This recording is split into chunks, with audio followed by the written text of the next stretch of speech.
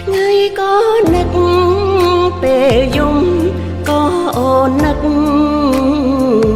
អារម្មណ៍ផ្លឹកចិត្តនឹកស្នេហា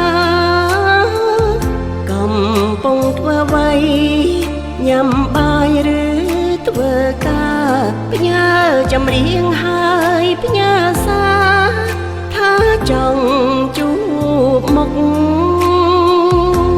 ផ្ដាំដួងច័ន្ទជួយមើលសង្សារខ្ញុំផងជួយថែម្ចាំងបេះដូងឲ្យជួបតែក្តីសុខជួបតែរីករាយកុំឲ្យកើតទុំ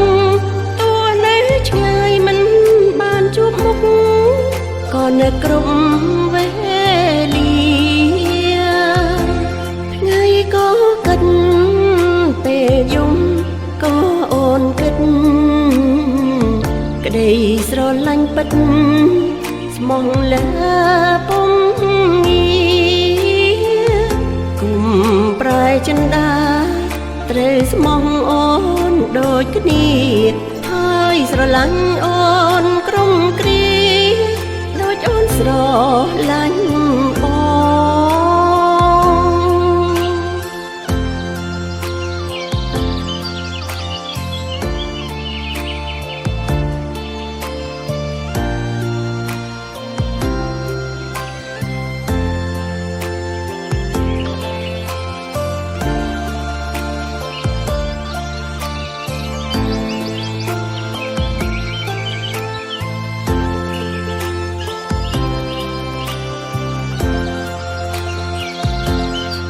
ងដួងច័ន្ទជួយមើលសង្សារខ្ញុំផ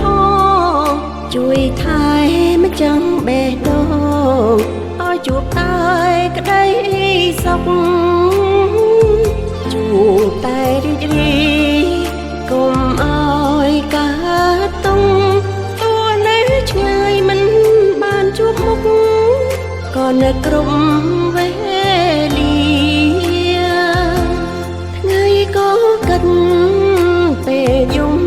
ក៏អូនគិតក្តីស្រឡាញ់ពិតស្មោះលើពុំងារគុំប្រែចិនដាត្រូវស្មោះអូនដូចគ្នាហើយស្រឡាញ់អូ